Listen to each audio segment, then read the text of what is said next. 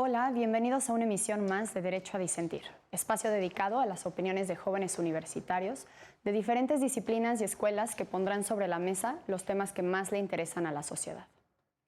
El día de hoy platicaremos de la Ley de Movilidad y para hablar de este tema nos acompañan Julio César Ramírez, Fabricio Espíndola y Sergio Castillo de Derecho de la UNAM, Shatsi Chiñas de Comunicación de la UNAM, Sergio Treviño de Etnohistoria de la ENA, María José Hernández de Derecho de la UNAM y Diana Hernández de la Prepa 8.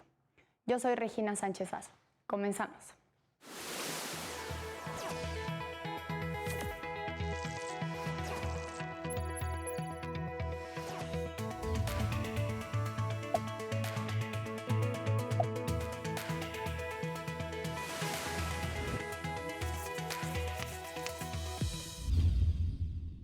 En esta ocasión platicaremos de un caso en el que la CNDH y la Comisión de Derechos Humanos del Distrito Federal impugnaron la constitucionalidad de varios artículos de la Ley de Movilidad del Distrito Federal.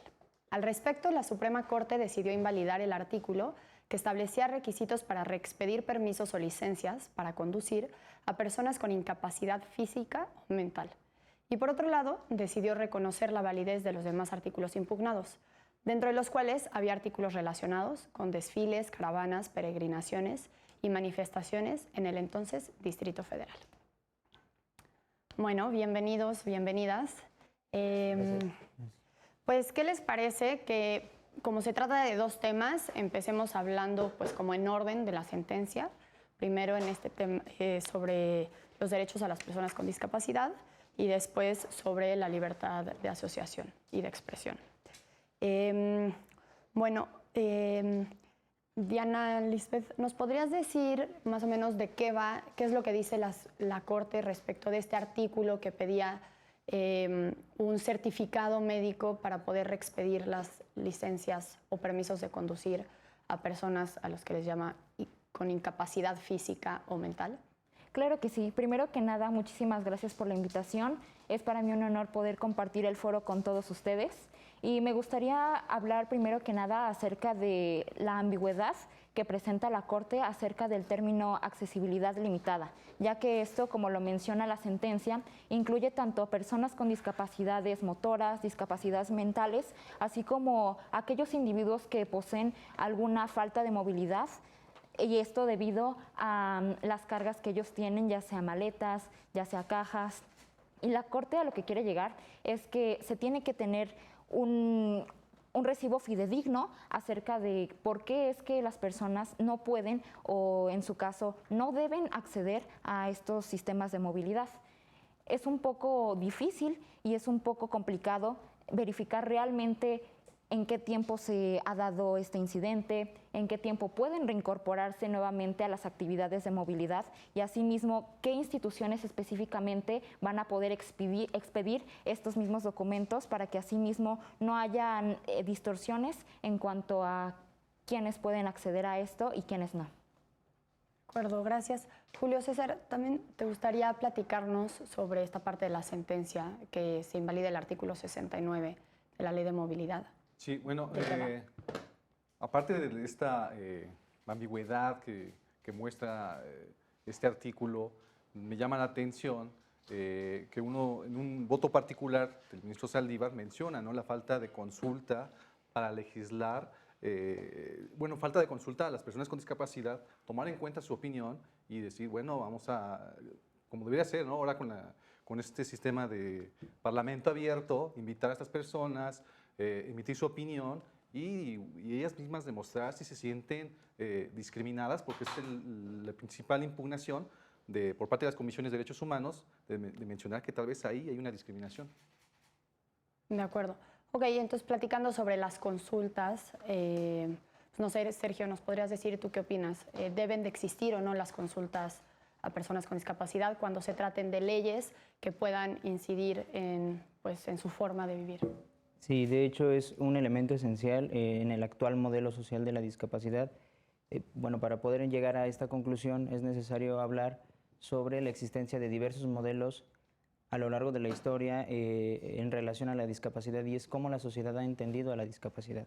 En primer lugar, existe el modelo de prescindencia, que lo que básicamente supone es que las personas con discapacidad no tienen valor alguno y por lo tanto pueden ser totalmente prescindibles de la sociedad. Después llegamos al modelo médico asistencialista, en el que las personas con discapacidad empiezan a hacer movilizaciones para que se les reconozcan sus derechos, pero en el momento en el que son visibles en el campo, ahora se les trata como sujeto de protección y no como sujeto de derechos.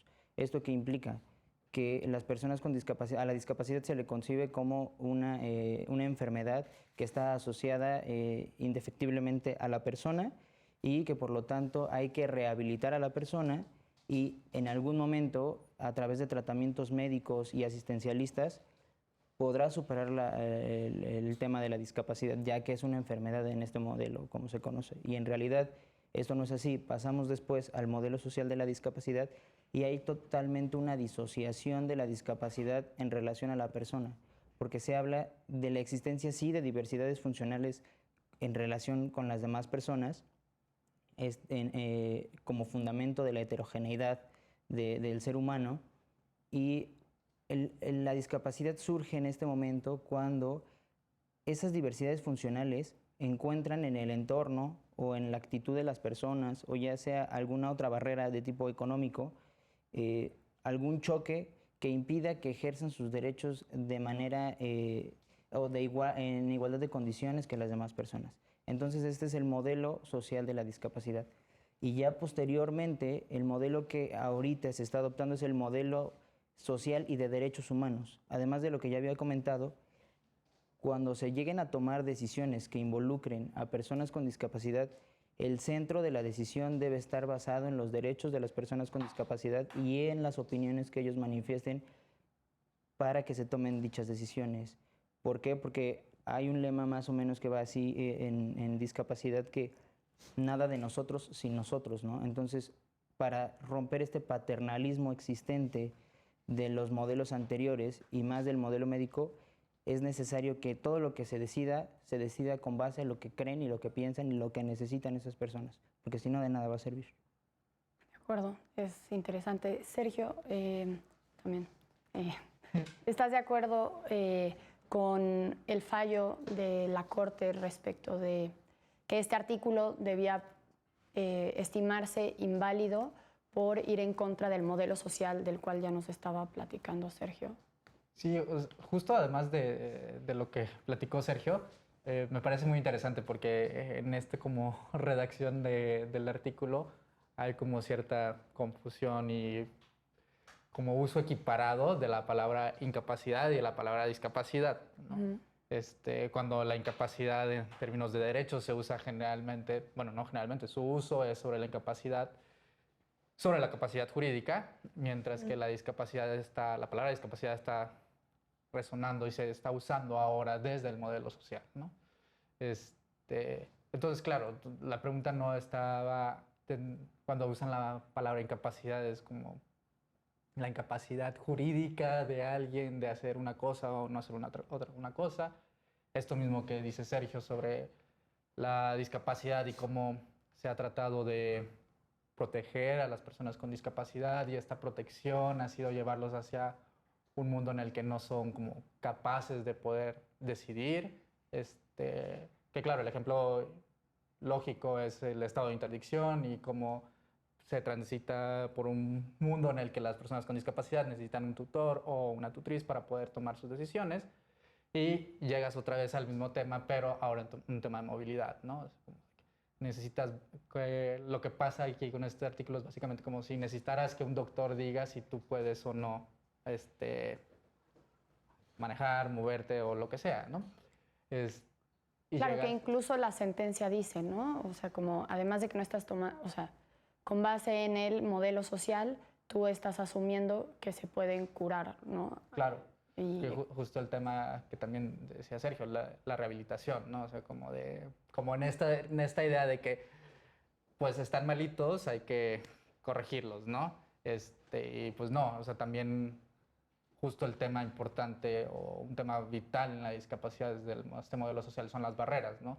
Entonces, ¿qué tal si en lugar de pensar en que se necesita un doctor para que te diga si puedes manejar o no, se piensa en qué ajustes razonables podrías necesitar para poder interactuar en la sociedad también, ¿no? Totalmente. Y cuando hablas de ajustes razonables, ¿a qué te refieres? Los ajustes razonables generalmente se entienden y, bueno, son parte de la Convención sobre los Derechos para las Personas con Discapacidad. La Suprema Corte ha desarrollado también doctrina al respecto y son como estos pequeños detallitos o, bueno, tal cual, ajustes o herramientas o mecanismos que ayudan a que se elimine esta barrera que está en el centro del modelo social de la discapacidad, ¿no? O sea, esta barrera que impide que las personas con discapacidad puedan interactuar en igualdad de circunstancia que todas las demás personas, esos ajustes razonables van direccionados a eliminar esas barreras. Y la particularidad de estos ajustes razonables, a diferencia de la accesibilidad, es que la accesibilidad está pensada para que de una manera general, ¿no? O sea, como que todos estos mecanismos o herramientas que están más o menos como ya más generalizados, que pueden ser, por ejemplo, una rampa para una persona con silla de ruedas, los ajustes razonables son particulares, ¿no? Esto quiere decir que requiere una evaluación de la circunstancia concreta de la persona y de cuáles son las barreras que le impide este acceso en igualdad de circunstancias al desarrollo social. Ok, gracias. Creo que ya empezamos a tener un poco más claro la parte del modelo social. Si en algún momento, no sé, quienes sepan más del tema creen que hay algo importante que debamos saber, creo que sería un buen momento. Fabrizio, ¿tú estás de acuerdo con esta sentencia, con esta parte de la sentencia de la Suprema Corte? Sí, y justo retomando un poco lo que Sergio y Sergio comentaban, me parece que paradójicamente una ley que habla sobre accesibilidad no es accesible, en el sentido de que pareciera ser que esta disposición lo que busca es presumir, a partir de prejuicios frente a las personas con discapacidad, que por regla general no van a poder y solamente tendría que verificarse quiénes son las personas que, digamos, de forma circunstancial o afortunada, sí podrían acceder a una licencia de conducir, por ejemplo. Cuando, justamente pensando a la luz de un modelo social de discapacidad, pues sería al revés, ¿no? Sería, por regla general, tendría que pensarse por qué no, y aquellas personas que requieran de algún mecanismo adicional como un ajuste razonable, si no es suficiente ya la accesibilidad que la propia institución debió de haber ofrecido motu propio, pues tendría que otorgársele, ¿no? Pero esta disposición pareciera así que se basa en prejuicios de modelos previos a los que justo la Suprema Corte ya ha asumido. De acuerdo, sí. Y bueno, ya también retomando un punto, o sea, lo que decía Julio César sobre las consultas y que también Sergio ya mencionaba. María José, ¿te gustaría decirnos cuál es tu opinión al respecto? ¿Crees que deban de hacerse estas consultas? Sí, por supuesto. Estas consultas van con la finalidad de tomar una decisión más correcta, por así decirlo, porque nosotros no nos podemos limitar a lo que nuestro punto de vista y nuestra postura ve exteriormente. Otra de las cosas que quería retomar es los principios de accesibilidad que maneja. También en otras fracciones del mismo artículo maneja un principio de igualdad. Sin embargo, yo difiero ahí un poco porque a mi parecer sería un principio de equidad, porque la igualdad se basa en la justicia conmutativa, que es tratar a todos por igual. Y por otro lado, la equidad se basa bajo el principio de la justicia distributiva, que es tratar igual a los iguales y desigual a los desiguales. Y va muy relacionado con el tema que había sacado Sergio, de que hay ciertas condiciones para tratar de apoyar a los que están en diferentes condiciones a las nuestras, por ejemplo, en este caso, las personas con discapacidad. Ok, buenísimo. Y Shatsi, tomando en cuenta lo que ya se dijo, ¿cuál es tu opinión sobre esta parte de la sentencia? ¿Estás de acuerdo o no con que, como decía Julio César, se lleve a cabo una consulta o que este artículo, como bien decían, que aparentemente pudiera ser como para proteger a las personas con discapacidad, a la vez está generando cierto perjuicio? ¿Tú hasta qué punto estás de acuerdo, en que no? Cuéntanos. Bueno, yo estoy de acuerdo en la parte que tocan Sergio, Fabrizio y Sergio respecto a hasta qué punto podemos, ¿cómo decirlo? Pues decidir por las personas si pueden hacerlo o no. pero hay que tomar en cuenta que la sentencia toca dos apartados. Uno es la discapacidad motora y otra es la discapacidad psicosocial, ¿no? Entonces, ¿qué pasa cuando una persona tiene una discapacidad de este tipo? Ya sea que sufra, por ejemplo, de ansiedad, de Parkinson, de depresión, son enfermedades psicosociales que hasta cierto punto pueden afectar que alguien pueda tener acceso a un vehículo, porque si una persona que sufre ansiedad tiene un ataque de ansiedad en el momento en el que va manejando, podría ocasionar también daños para los demás, ¿no?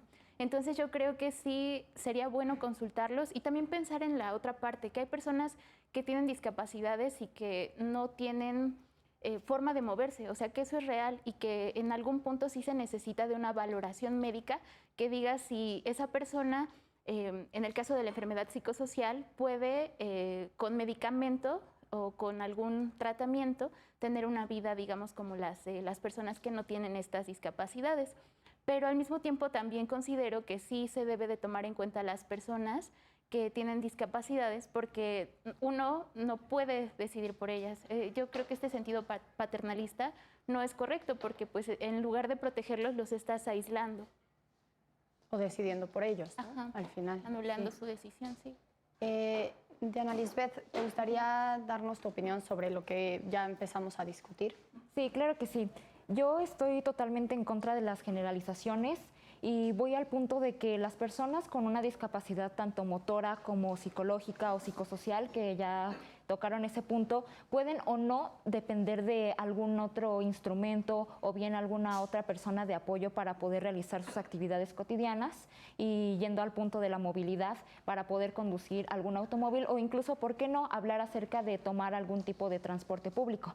Es muy bueno que en la Ciudad de México ya se hayan tomado perspectivas hacia las cuales van hacia el punto de inclusión, es decir, hay automóviles de transporte público que ya cuentan con mecanismos que despliegan diversas estrategias para poder aceptar a las personas que cuentan con discapacidades. Pero asimismo, volviendo a los puntos de la sentencia, no se tiene por qué generalizar y, como ya mencionaron, tener un sentido paternalista de que absolutamente todas las personas que cuentan con esta situación tienen que depender de algún medicamento o de alguna otra persona, porque vamos hacia la temática de la discriminación. La sentencia quiere evitar totalmente la discriminación y van a algunos puntos más allá que recaen en este mismo sentido de los derechos humanos y no albergan como deberían de ser y no toman los tratados internacionales hacia este sentido. Por lo cual yo estoy en una postura hacia que se tiene que diferenciar acerca de qué tipo de personas sí necesitan del apoyo de alguien más o qué tipo de personas sí están autorizadas para poder tener una licencia y la pueden ejercer en total plenitud.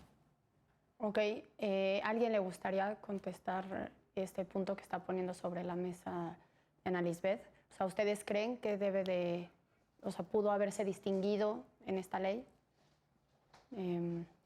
Sergio.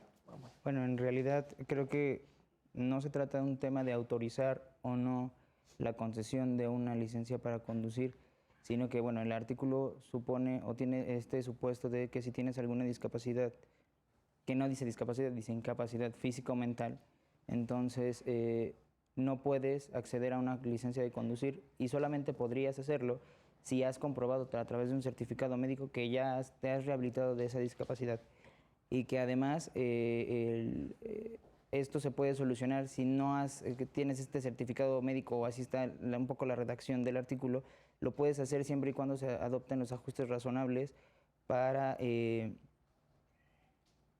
poder conducir en caso de personas con discapacidad física, ajustes al vehículo o una discapacidad, dice mental, una incapacidad mental, en caso de que un especialista ya lo haya valorado y haya dicho que sí puedes manejar, ¿no? Entonces, el sentido de la palabra autorizar me deja pensando en que todavía las personas con discapacidad tienen que pedirle permiso a alguien para poder hacer las cosas. Entonces, en este caso, más que autorizar, la ley debería de dejar de hacer estas distinciones y adoptar un concepto amplio de accesibilidad para que en el momento en el que tú trates de acceder a una licencia de conducir no se te pongan tantas trabas y ya hablar de manera general de personas que pueden acceder a una a una licencia de conducir. Yo creo que no se trata de este tema de autorizar, sí se tiene que distinguir sobre el tipo de discapacidad que tienen las personas, porque si la diversidad humana es grande, la diversidad dentro de la discapacidad también hay una heterogeneidad de discapacidades. La discapacidad física no nada más se basa en la dificultad para desplazarte del punto A a punto B. Entonces hay un montón de discapacidades físicas, hay un montón de discapacidades intelectuales, por ejemplo, de discapacidades psicosociales. O sea, hay que evaluar en cada situación, pero no teniendo en cuenta como mal se interpreta, o yo estoy en contra de este punto en la sentencia, en donde se dice que hay que evaluar el grado de discapacidad que tiene una persona. Y en realidad el grado de discapacidad no se evalúa, no se trata de decir yo tengo más discapacidad o menos discapacidad que tú. Si entendemos el modelo social, de eso no se trata la discapacidad. Estaríamos regresando a que es condición de la persona.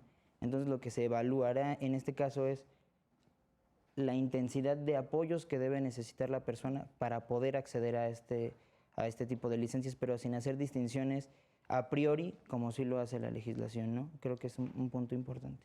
De acuerdo. Sí, también me parece muy interesante lo que acabas de decir, o sea, cómo la perspectiva debe de cambiar y de cómo tiene que ser la intensidad de los apoyos y no el grado de discapacidad de las personas. O sea, creo que con eso nos podemos quedar para este primer bloque y pues tenemos que ir a un corte. En unos minutos más estamos de vuelta en Derecho a Disentir.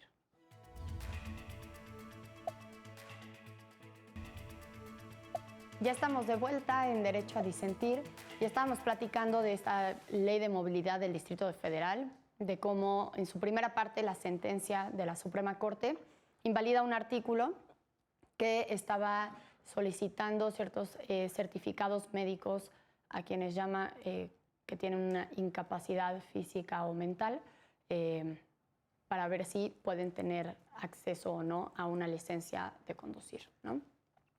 Y bueno, Sergio, creo que ibas a decir algo. Sí, antes de esto, Sergio había dicho una cosa súper interesante acerca de el uso de la palabra autorizar, ¿no? Y cómo es otra vez este tema como un diferencial de poder y una actitud como medio paternalista, proteccionista, ¿no? Y de ahí me surgía una pregunta muy importante que he tenido mucho tiempo y es respecto de cómo todas estas medidas relativas hacia las personas con discapacidad ¿están pensadas para proteger a las personas con discapacidad o están pensadas desde un estigma de peligrosidad para proteger a la sociedad de ellos? ¿No? ¿Cómo qué? O sea, por Danos un ejemplo, esta restricción o este tema de la licencia de conducir, ¿está pensada para proteger a la persona con discapacidad o está pensada para proteger a todos los demás de las personas con discapacidad? ¿Sí? ¿Qué opinas, Shatsi? Yo creo que ambas, ¿no? Okay. ¿No crees? Porque sí pone en riesgo su vida una persona tal vez discapacitada si no tiene las condiciones óptimas el vehículo para que se transporte, pero al mismo tiempo está en peligro todos los demás, las personas que van caminando, las personas que van manejando también a los lados. Entonces yo me pondría un poco como ambas partes, ¿no?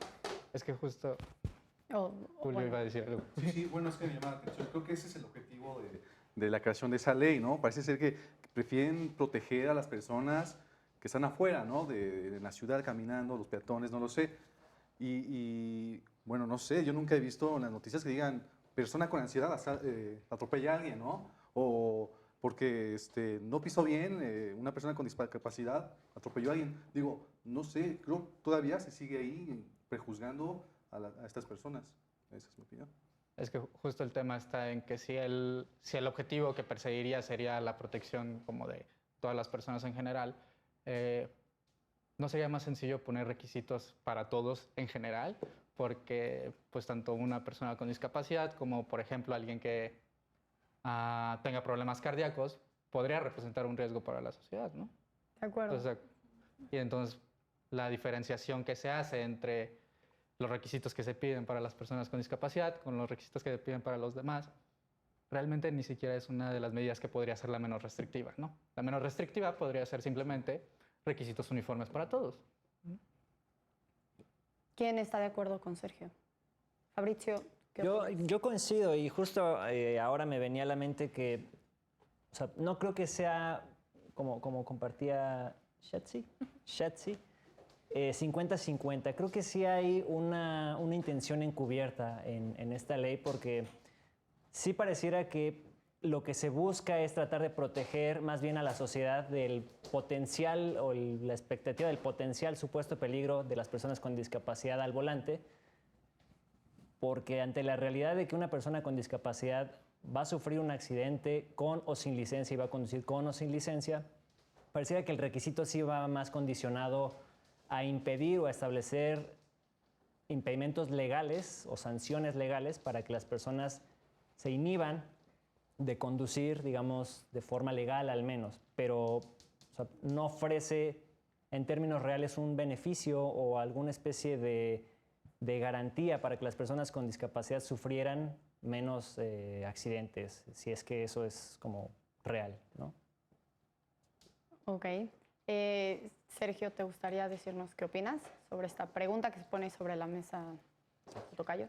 Pues en realidad creo que la norma está basada en un prejuicio hacia las personas con discapacidad y hay que ser muy claros en este sentido, porque hablábamos de la diversidad que existe entre la discapacidad y entre las discapacidades intelectuales, por ejemplo, son de las no visibles. ¿Cómo vas a determinar si una persona con discapacidad intelectual puede o no conducir?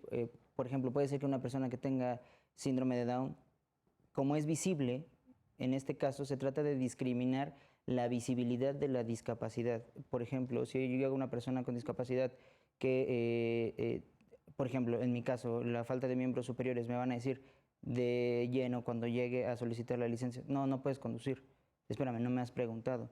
Pero si llega una persona que tiene una discapacidad psicosocial que no es visible, ¿cómo vas a decirle que no? O sea, claro, en la práctica se trata de prejuzgar la visibilidad de la discapacidad, en este caso, no veo por el sentido de protegerlas o no, sino solamente de este prejuicio que existe en torno a este tipo de discapacidades que son visibles. Sí, sin duda, en la práctica este artículo podría llevar a ese tipo de discriminaciones, ¿no? Que sí sería muy grave que pasara. Shatsi. Por eso yo creo que es muy importante tomar en cuenta a las personas que tienen discapacidad, porque creo que desde su perspectiva ellos pueden decir, yo necesito tales condiciones porque tengo esta discapacidad. A lo mejor yo tengo discapacidad visual y necesito estas condiciones. Entonces, al ser una sociedad tan diversa, la ley podría ser mejor si se consideran estas partes pequeñitas, ¿no? Y que cada quien tenga a su modo las mejores condiciones. Sí, muy bien. Y bueno, si les parece bien, o sea, ya pues nos falta otro tema por abordar y creo que también puede ser muy interesante. Es la segunda parte de la sentencia que habla sobre manifestaciones en general o de también peregrinaciones, caravanas o desfiles que pasan en la Ciudad de México y se encuentra como con 3 artículos con distintas como restricciones, ¿no? Por así llamarles. No sé, ¿alguien le gustaría platicarnos de esta parte de la sentencia para que de ahí partamos? Por favor, Sergio. Sí, esta parte me parece muy interesante también, ¿no? Lo que se está impugnando de la ley de movilidad es estas disposiciones en las cuales, de manera general, dispone como 2 requisitos o limitaciones para, si no me equivoco, lo nombra como en general como concentraciones humanas, que marchas, manifestaciones, peregrinaciones y de distinto índole y ámbitos, ¿no? Y estos 2 requisitos o limitaciones es el haber dado un aviso previo de 48 horas a la autoridad que corresponde y la limitación de no usar las vías principales de uso continuado, ¿sí? Y ya como que el debate está ahí. Esto está afectando tanto los temas como de los 2 derechos principales que se manejan, que es el de la libertad de expresión y el de la libertad de asociación o reunión, ¿no? Ok, gracias. Julio César. Sí, estaba recordando cuáles son 3 puntos, 3 aspectos, ¿no? Exacto. Uno es sobre el aviso previo para la manifestación. ¿Por qué no nos vamos uno por uno? Ok. Y ya para que no nos hagamos bolas entre todos. Entonces sí, justo. habla primero de un aviso previo 48 horas antes de querer hacer la manifestación, peregrinación, ¿no? Sí. ¿Y qué dice la Corte?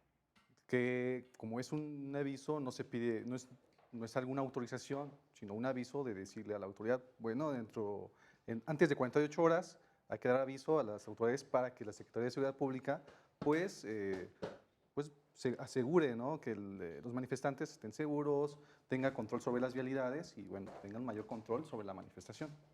Ok. ¿Y ustedes están de acuerdo en esta parte? Bueno, cabe mencionar que principalmente la Corte, lo que dice el dictamen es que si bien las 48 horas son de aviso, sin embargo no es un requisito indispensable, pero es algo que se debe de tener muy en consideración para mantener la salvaguarda de todos los habitantes de la Ciudad de México. Pero pongámonos a pensar que hay un punto importante en que las manifestaciones lo que exigen es el reclamo o bien tomar en consideración que estas mismas manifestaciones quieren llamar la atención del gobierno, de todos los civiles, y no se van a mantener al margen de decir, está bien, no vamos a tomar las principales avenidas ni las fuentes principales de aflujo de todos los automovilistas. No, lo que ellos buscan es impedir el paso de ellos mismos y así hacer un llamado de conciencia a toda la población. Estos medios sí son radicales y sin embargo yo he escuchado muchísimas premisas que afirman que la libertad de una persona termina cuando empieza la libertad de las demás. Y bajo estos preceptos hay que tener muy en claro que las personas que quieren manifestarse no solamente buscan un método radical, sino también un método para tomar conciencia. Y de esta forma yo también quiero poner sobre la mesa el tema de discusión, si es que esto se puede permitir o no. Ok, María José, ¿tú qué opinas? Bueno, como primer pregunta sería poner en la mesa cuál es el objetivo de este aviso de las 48 horas. Porque bien sabemos que la Corte lo maneja como un tema de prevención para evitar altercados, que no haya disturbios en las principales avenidas que son de flujo continuo, que son estratégicas para casos de emergencia en los cuales se necesita evacuar rápidamente.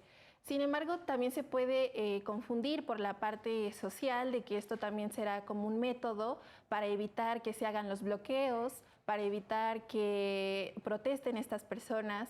Entonces, por una parte de la prevención, como lo maneja la Corte, está respaldado por el artículo 21 constitucional, en el cual dice que todas las instituciones de seguridad pública pues, van a tomar las medidas pertinentes, respaldándose en los derechos humanos y en otros ejes de seguridad. No obstante, también hay que ver la parte de la sociedad, porque como lo mencionaba mi compañera Diana, si lo hacen es con el propósito de llamar la atención y de que se cumplan todas las peticiones que se establecieron en lo que ellos están pidiendo. Por ende, se van a ir a los puntos donde hay mayor concentración, donde están más abiertas estas carreteras, vías, para que se tomen en cuenta y tengan más impacto. Entonces, ¿está bien que se pida este aviso o no? Yo digo que la sentencia analiza a partir de un test que se corre para a ver si la restricción, en este caso el aviso de 48 horas, restringe el derecho a la libertad de expresión y de reunión pacífica, es constitucional o no, y dice que es la medida menos restrictiva y que por eso es conforme al texto constitucional. Yo creo que en este caso difiero de esa parte en la sentencia, porque en realidad, a pesar de que hace un análisis en donde dice que el aviso de 48 horas no es un elemento, un requisito para la celebración de la manifestación y que solamente es para garantizar la seguridad, en la misma sentencia señala que en el caso de no darse este aviso, lo que sucederá es que no se le podrá establecer ninguna responsabilidad jurídica a las autoridades por no proteger los derechos tanto de las personas que se están manifestando como de las personas a la libre circulación, las personas que están transitando por los lugares en donde se está realizando la manifestación. Entonces me parece que este es un acto de censura previa e indirecta, porque aunque no les está diciendo que tienen que cumplir ese requisito para hacerlo, sí les está diciendo yo no te garantizo la seguridad y eso de alguna manera es desincentivar la realización de estas manifestaciones. Entonces yo creo que no debería existir este aviso y o ser regulado de otra manera, garantizando la protección de las personas y que las autoridades, además de esta medida, yo creo que una medida menos restrictiva es actualizar los protocolos de seguridad y estar atentos a cualquier situación que pudiera darse. Vivimos en una ciudad de manifestaciones, entonces creo que estos protocolos deberían estar totalmente actualizados y servir en cada situación posible de las que ya hemos tenido experiencias previas. Ok, Fabrizio. Sí, yo coincido bastante con lo que comenta Sergio. Creo que las dos ideas que más me detonan a partir de este requisito o sugerencia de las 48, del aviso de las 48 horas es que por una parte pareciera que diluye un poco la exigencia institucional de respuesta frente a una ciudad que, vaya, o sea, no es que de la última década para acá hayan sido novedosas las movilizaciones, las marchas y las exigencias a través de este medio. Ya tendría que haber protocolos mucho más experimentados para dar respuesta eficaz, por más grande o por más emergente que pueda ser la situación. Y creo que con este aviso de las 48 horas diluye un poco esa exigencia, porque justo como decía Sergio, pues por lo menos te garantizo que no te voy a llegar a movilizar de ahí, a dar de palos, pero pues bueno, allá tú, si no me quieres avisar, porque entonces... Vaya, yo ya me exento de la responsabilidad de ofrecerte protección a las personas que están ahí. Ya no me toca a mí hacer nada si no me das aviso. Y creo que eso dista un poco de de la respuesta que debería de dar las autoridades frente a este tipo de situaciones. Pero no crees, o sea, nosotros, o sea, si tú no formas parte de esta manifestación y que probablemente te puedas ver afectado por estas movilizaciones en... Pues llegar a un hospital, llegar a la escuela, cualquier tipo de situación. ¿No crees que sí es necesario que se dé este aviso para que entonces se tomen las medidas pertinentes, se difunda por medios de comunicación que tales calles van a estar cerradas y entonces uno prever por dónde debe de moverse? Híjole, es que yo creo que todas las personas que vivimos en esta ciudad hemos sido testigas o testigos de este tipo de situaciones. Y por supuesto, cuando se tienen planes y llegan este tipo de colisiones entre los intereses de unas personas y otras, por supuesto que puede generar o despertar un poco de molestia. Pero también creo que a veces se pierde de vista un poco que las personas que se movilizan y utilizan esta vía para hacer escuchar su voz y sus pretensiones, no es que lo hagan por gusto o que apelen a esta como la primera alternativa a tomar en cuenta, ¿no? Sino que pues, son medidas que se toman cuando ya se intentó la vía legal, cuando no fue escuchada y cuando son personas tan marginadas institucional y socialmente que el único canal de diálogo que pueden encontrar a veces es esa. ¿Estás de acuerdo, Sergio? Es que justo está súper interesante esto porque muchas veces, y quedándonos solo en el tema de manifestaciones y protesta social, ¿no? Derivan de una construcción social a partir de sentimientos, generalmente dos, dolor y rabia, ¿no? Sentimientos que particularmente y de manera general se viven en la esfera privada, en la dimensión personal, pero que ante la situación de violencia, de injusticia, de desigualdad social e inequidad social, se vuelven de tal manera tan fuertes que salen, rompen de esta esfera privada y entran a la esfera social, ¿no? Y aquí el primer punto de decir es como las concentraciones humanas y en particular las manifestaciones y las marchas son asuntos políticos, ¿no? O sea, son temas políticos. Es un tema de que, o sea, fuera de lo que muchas veces nos han tratado de enseñar y hemos tratado de pensar de cómo el punto político por excelencia es votar, no. Estas también movilizaciones, estas concentraciones humanas forman parte del mundo político, forman parte de cómo nos incluimos y nos metemos en la toma de decisiones respecto de lo que está pasando entre nosotros, ¿no? Y eso es muy importante al punto de que si pretendemos o queremos ser una forma de democracia, llega a ser necesario poder estar en estos espacios en los que se concentran personas, grupos que tienen fines en común, que han construido su grupo a través de sentimientos muy concretos, como podría ser violencia de género, desaparición forzada, represión a migrantes y demás, ¿no? y cómo esto se transforma en un lugar muy importante, porque esta protesta social, por ejemplo, y las marchas, se ubican en un tiempo muy concreto, dentro de un espacio muy concreto. Y aquí pongo, el espacio en el que se ubican estas concentraciones humanas es el espacio público. Y este espacio público es súper importante porque es un espacio en donde se debate lo político, en donde se busca reclamos sociales y que, bien o mal, me costaría trabajo decirlo tan rápidamente, pero que también tiene un sentido, las marchas y las protestas, de incomodar, ¿no? De molestar. O sea, también eso es cierto, ¿no? Y también es cierto que hay otra vez un diferencial del poder entre quien está en la marcha o en la manifestación y quien no está en la marcha y la manifestación, que independientemente de lo bien o mal, el que está en la marcha o manifestación ha estado pasando por una situación complicada, a diferencia del que no está ahí, ¿no? Y hay un diferencial también ahí de privilegios, ¿no? Ok, por último, Diana, antes del corte. Bueno, al escuchar las posturas de todo el foro, creo que todos estamos de acuerdo en que es meramente responsabilidad del gobierno garantizar la salvaguarda de todos los ciudadanos. Y es por este punto de que no solamente hay manifestaciones en el sentido de exigencia social, sin embargo sí son las principales, pero si tomamos en consideración las peregrinaciones, las diversas aglomeraciones de personas por algún fin, ya sea meramente deportivo, por fines culturales, es algo muy grato saber que vamos a tener la protección del gobierno. Pero yo me quiero enfocar un poco más al aspecto de que muchas personas, y como ya habían mencionado, están en un sentimiento demasiado frustrado porque el mismo Estado no le garantiza estos mismos derechos humanos y el sentido de libertad también se ve vulnerado. Es un arma de doble filo las manifestaciones que son desarrolladas hacia este punto, pero es un bien necesario. Como mencionaban, no es la primera alternativa a la que muchas veces han recurrido.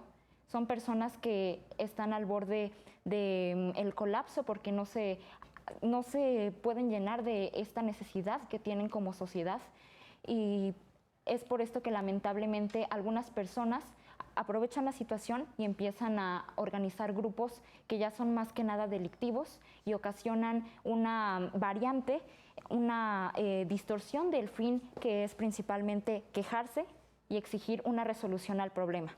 Es por ello que es algo muy difícil y a mí es un poco extremadamente complicado de concebir que una persona que le va a exigir un bien al gobierno va a pedirle el aviso o le va a dar el testimonio de que lo va a realizar 48 horas antes. Por eso es que la sentencia me parece un poco difícil de cumplir en el sentido de este tipo de manifestaciones.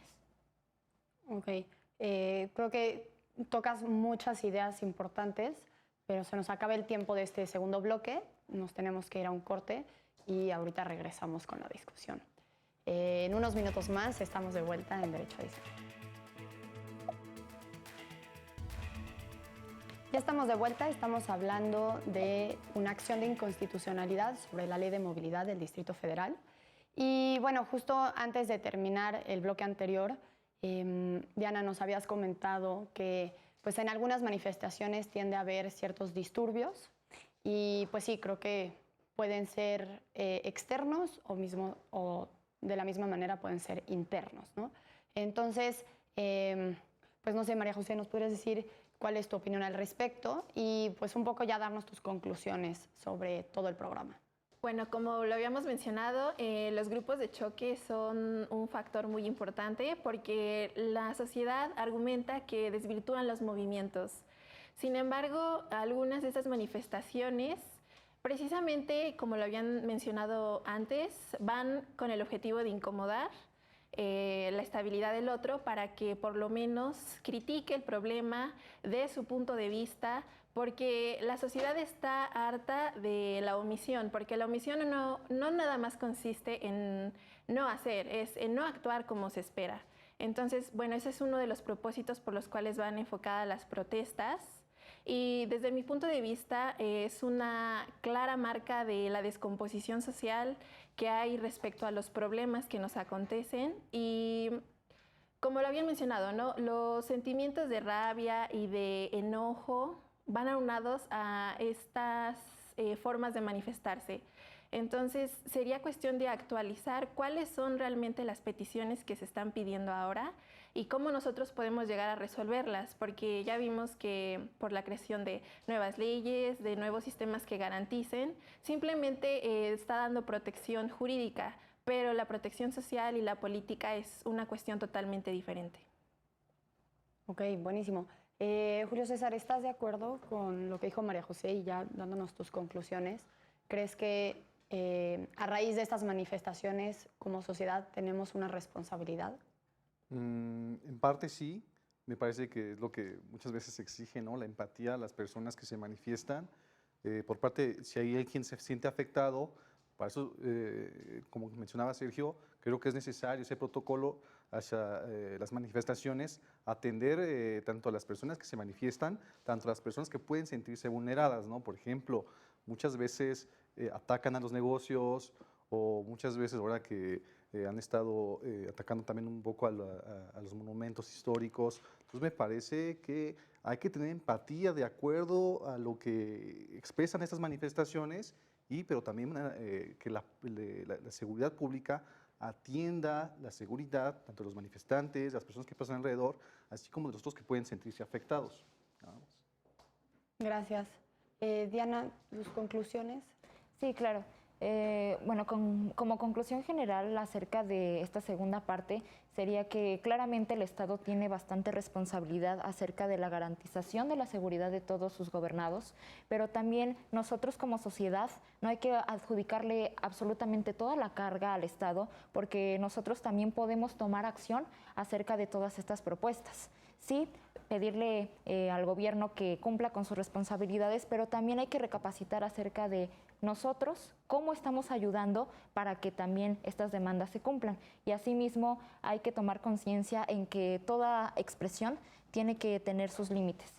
Y como ya lo habían mencionado, la libertad de cada uno de nosotros termina donde empieza la de los demás. ¿Qué pasaría si alguna persona tiene una emergencia, no solamente de llegar a tiempo al trabajo, sino una emergencia de que algún familiar tiene algún problema o incluso nosotros mismos estamos por llegar al hospital? Así que es un llamado para la conciencia, un llamado para que podamos tomar acción acerca de todo lo que nos aqueja. De acuerdo, gracias. Sergio. Pues en realidad creo que ante este fenómeno que se está dando de las movilizaciones o manifestaciones actuales, rompe un poco con el paradigma de la protección a las manifestaciones pacíficas establecidas en la Constitución, y creo que de cierta manera es entendible la forma en que se está protestando actualmente, y es un campo de oportunidad para que el derecho se vaya moldeando a las necesidades de la población, de la sociedad, y pueda garantizar la seguridad de estas personas y que no criminalice los actos que están realizando, atendiendo a sus exigencias que no han sido cumplidas durante largo tiempo y que los acompañe en este proceso de construcción jurídica del derecho que se encuentran ahora en la primera etapa, que es las movilizaciones, después vendrá el impulso político y al final la traducción jurídica, y en todo ese proceso tiene que acompañarlos el derecho, ¿no? Y bueno, en cuanto a si las manifestaciones pueden afectar los derechos de personas que pueden, el derecho a la salud, por ejemplo, de otras personas, creo que en este sentido podríamos hablar otra vez de medidas menos restrictivas que cerrar o impedir el paso por estas áreas a través de protocolos que, por ejemplo, permitan la liberación de un carril para que de ese carril pasen los servicios de seguridad, pasen los servicios de salud y demás cosas sin cerrarles el espacio público a las personas que deseen manifestarse. Buenísimo, gracias. Fabrizio. Sí, creo que este fenómeno de la criminalización de la protesta y de los mecanismos y las formas en las que las personas deciden expresarse en estos movimientos también opera un poco en el sentido de las narrativas de cada grupo social. O sea, creo que la narrativa de las personas que se están manifestando obedece a los intereses, a cierto tipo de intereses que tal vez son invisibles justo porque no comparten esa problemática para muchas personas, que lo que ven son el interés desde su óptica, intereses un tanto patrimoniales o de respeto o moralidad a ciertos símbolos que no se comparten justo por la problemática que viven las otras. Entonces creo que el ejercicio es difícil de tratar de armonizar ello, pero creo que no debería de de utilizarse los métodos más restrictivos y de buscar alternativas justo que armonicen de mejor manera y restrinjan lo menor posible los intereses. Y solamente ya para concluir, quizá también valdría repensar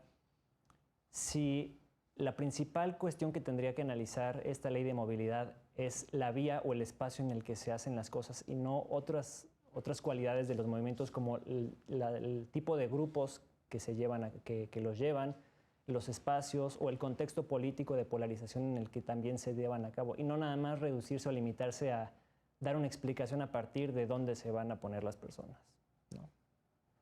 Ok. Sergio. Sí, un poco como de lo que están diciendo también me parece como importante decir que la protesta y la manifestación social está dada dentro de un contexto de conflicto y crisis, ¿no?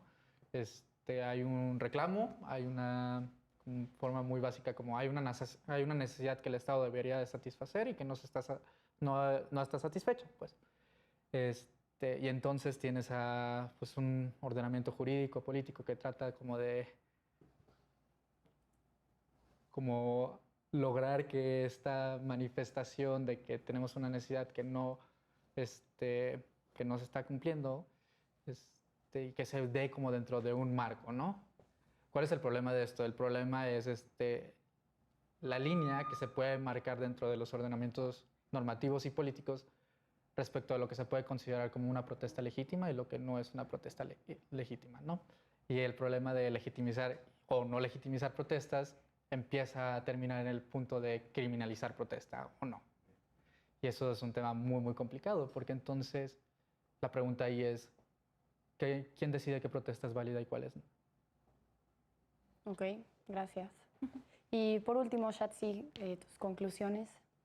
Bueno, yo considero de algún modo positivo que se pidan 48 horas de anticipación para cualquier evento o concentración masiva, porque abarca la parte cultural, la parte deportiva, la parte de manifestaciones y se pueden tomar las medidas necesarias tanto para los que no participan en las protestas como los que sí.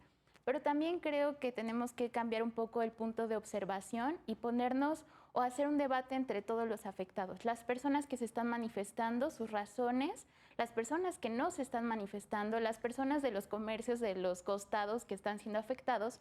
Y también creo que es una forma, las manifestaciones son una forma de hacerse notar, quizá con las personas que ni siquiera conocen el problema. Entonces yo creo que sí es positivo que se manifiesten.